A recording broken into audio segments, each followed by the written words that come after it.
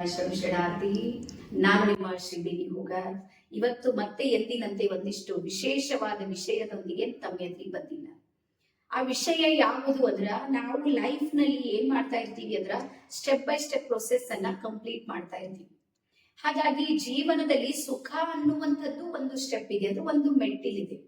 ಆ ಮೆಟ್ಟಿಲ ಮೇಲೆ ನಿಂತ ತಕ್ಷಣ ನಾವು ಏನ್ ಮಾಡ್ಬೇಕಂದ್ರೆ ಹಿಂದಿನ ಮರೆತು ಅಥವಾ ಮುಂದಿದ್ದನ್ನ ಅಪೇಕ್ಷೆ ಮಾಡ್ಲಾರ್ದಂಗ ಈ ಸ್ಟೆಪ್ ನಲ್ಲಿ ನಾನು ನಿಂತೀನಿ ಅಂದ್ರೆ ಸಂಪೂರ್ಣ ಸುಖವನ್ನ ಅನುಭವಿಸ್ತಾ ಆನಂದದ ಸ್ಥಿತಿಯಲ್ಲಿದ್ದು ನಾನು ಅನುಭವಿಸೋದಕ್ಕೆ ತಯಾರಾಗಿರ್ಬೇಕು. ಒಂದನೇದು. ಆದ್ರೆ ನಾವೇನ್ ಮಾಡ್ತೀವಿ ಅಂದ್ರೆ ಸುಖದ ಕಾಲ ಬಂದಾಗ ದುಃಖವನ್ನ ನೆನ್ಪು ಮಾಡ್ತಾ ಇರ್ತೀವಿ.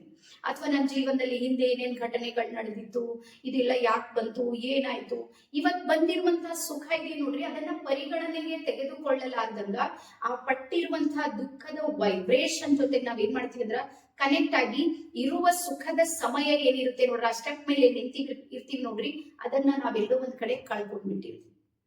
ಆಮೇಲೆ ಇನ್ನೂ ಒಂದು ಸ್ಟೆಪ್ ಅನ್ನ ಹತ್ತಿದಾಗ ಜೀವನದ ಸುಖ ದುಃಖಗಳ ಒಂದು ಆಟ ಇದೆ.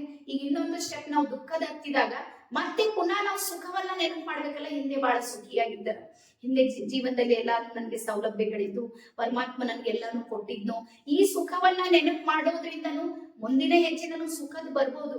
ಆದ್ರೆ ಪುನಃ ಮತ್ತೆ ಏನ್ ಮಾಡ್ತೀವಿ, ಮತ್ತೆ ದುಃಖವನ್ನೇ ನೆನಪು ಮಾಡ್ತೀವಿ. ಪ್ರೆಸೆಂಟ್ ಅಲ್ಲಿಯೂ ಸಮೇತ ದುಃಖದ ಸಿಚುವೇಶನ್ ಅನ್ನ ಅನುಭವಿಸ್ತಾ ಪಾಸ್ಟ್ ನಲ್ಲಿರುವ ದುಃಖವನ್ನು ಸಮೇತ ನಾವು ನೆನಪು ಮಾಡ್ಕೊಂಡು ಫ್ಯೂಚರ್ ನಲ್ಲೂ ನನಗೆ ದುಃಖನೇ ಇರ್ಬೋದೇನೋ ಅನ್ನುವಂತ ಏನಂತ ನೋಡ್ರಿ ಕಲ್ಪನೆಯನ್ನ ಮಾಡಿಕೊಂಡು ಆ ವಿಲವಿಲ ಒದ್ದಾಡುವಂತಹ ಸ್ಥಿತಿ ಇದೆ ನೋಡ್ರಿ, ಇದು ಬಹಳಷ್ಟು ಕಠೋರ ಇದೆ. ಹಾಗಾಗಿ ನಿಮ್ಗೆ ಹೇಳ್ತೀನಿ, ನಾವು ಅಂದುಕೊಂಡಷ್ಟು ದುಃಖ ನಮ್ಮ ಜೀವನದಲ್ಲಿ ಇಲ್ಲೇ ಇಲ್ಲ. ಇದೇ ನಾನು ಇಲ್ಲ ಅಂತ ಹೇಳ್ತಾ ಇಲ್ಲ, ಬಟ್ ನಾವಷ್ಟು ಗಂಭೀರವಾಗಿ ತೆಗೆದುಕೊಳ್ಳುವಷ್ಟು ದುಃಖ, ಸಂಘರ್ಷ, ಹೋರಾಟ, ಹತಾಶೆ, ನಿರಾಶೆ ಯಾವ್ಯಾವೂ ಇಲ್ಲ. ಆದ್ರೆ ಇವೆಲ್ಲ ನಮ್ದು ಕಲ್ಪನೆ ಆ ರೀತಿ ಮಾಡ್ಕೊಂಡ್ಬಿಟ್ಟಿವಿ. ಆ ಸಬ್ ಕಾನ್ಶಿಯಸ್ ಮೈಂಡ್ ಅಲ್ಲಿ ಅಷ್ಟು ವೇಗವಾಗಿ, ಅಷ್ಟು ಆಳವಾಗಿ ನಮ್ಮ ಸಬ್ ಕಾನ್ಶಿಯಸ್ ಮೈಂಡ್ ಅಲ್ಲಿ ಆ ನೋವು ಏನ್ ಮಾಡಿದೆ ಅಂದ್ರೆ ಮನೆ ಮಾಡ್ಬಿಟ್ಟಿದೆ. ಸೊ ಹಾಗಾಗಿ ನಾನು ಹೇಳೋದೇನು ಅಂದ್ರ, ನೀವು ಸುಖದ ನಿರೀಕ್ಷೆಯಲ್ಲಿದ್ದರೆ ನೀವು ಸುಖಿಯಾಗಿರುವುದಕ್ಕೆ ಸಾಧ್ಯ ಇದೆ. ನಾನು ಸುಖಿಯಾಗಿದ್ದೀನಿ ಅನ್ನುವಂತ ಫೀಲಿಂಗ್ ಇದ್ದಾಗ ಮಾತ್ರ ನೀವು ಸುಖಿಯಾಗಿರುವುದಕ್ಕೆ ಸಾಧ್ಯ ಇದೆ. ನಿಮ್ಗೆ ಗೊತ್ತಿರ್ಲಿ, ಮೊನ್ನೆ ಹೈದರಾಬಾದ್ ನಲ್ಲಿ ಒಬ್ಬ ಭಿಕ್ಷುಕನ ಡೆತ್ ಆಯ್ತು. ಆ ಭಿಕ್ಷುಕನ ಸಾವಿನ ಹಿಂದಿರುವ ಕಾರಣ ಏನು ಅಂದ್ರ, ಅವನಿಗೆ ಊಟ ಸಿಗ್ಲಿಲ್ಲ, ಉಪವಾಸ ಇದ್ದು ಅವನು ವಿಲವಿಲ ಹಸಿವಿನಿಂದ ಒದ್ದಾಡಿ ಸತ್ನು ಅನ್ನುವಂತ ವರದಿ ಬರುತ್ತೆ.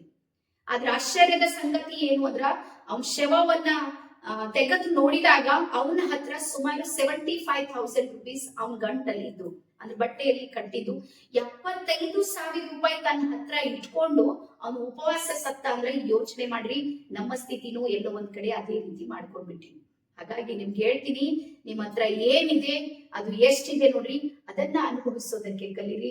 ಯಾವಾಗ್ಲೂ ಮೈಂಡಿಗೆ ಹೇಳ್ರಿ, ನಾನು ಬಹಳ ಸುಖಿಯಾಗಿದ್ದೀನಿ, ನಾನು ಬಹಳ ನೆಮ್ಮದಿಯಾಗಿದ್ದೀನಿ, ನನ್ನ ಜೀವನದಲ್ಲಿ ಎಲ್ಲಾನು ಒಳ್ಳೇದೇ ನಡೀತಾ ಇದೆ, ಪ್ರತಿಯೊಂದು ನನಗೆ ಸಹಾಯ ಮಾಡ್ತಾ ಇದೆ, ಪರಮೇಶ್ವರನಿಗೆ ಥ್ಯಾಂಕ್ ಯು ಹೇಳ್ರಿ. ಬೆಳಗಾದ ತಕ್ಷಣ ಗ್ರಾಟಿಟ್ಯೂಡ್ ಮಾಡ್ರಿ, ಧನ್ಯವಾದ ಹೇಳ್ರಿ.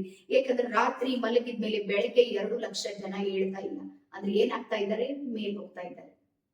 ನಾನು ಜೀವಂತ ಇದ್ದೀನಿ, ಬೆಳಗ್ಗೆ ಮತ್ತೆ ಉಸಿರಾಟ ಮಾಡ್ತಾ ಇದ್ದೀನಿ ಅಂದ್ರ ಇದಕ್ಕಿಂತ ದೊಡ್ಡ ಗಾಡ್ ಗಿಫ್ಟ್ ಇದೆ ನೋಡ್ರಿ, ಅದು ಬೇರೆ ಯಾವುದೂ ಇಲ್ಲ.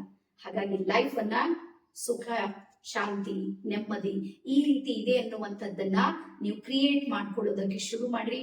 ಅವಾಗ ಬ್ರಹ್ಮಾಂಡ ನಿಮ್ಗೆ ಸಹಾಯ ಮಾಡುತ್ತೆ ಅಂತ ಹೇಳ್ತಾ ಎಲ್ಲರಿಗೂ ಇನ್ನೊಂದು ಸಲ ಶರಣಾರ್ಥಿ. ಧನ್ಯವಾದ. Thank you.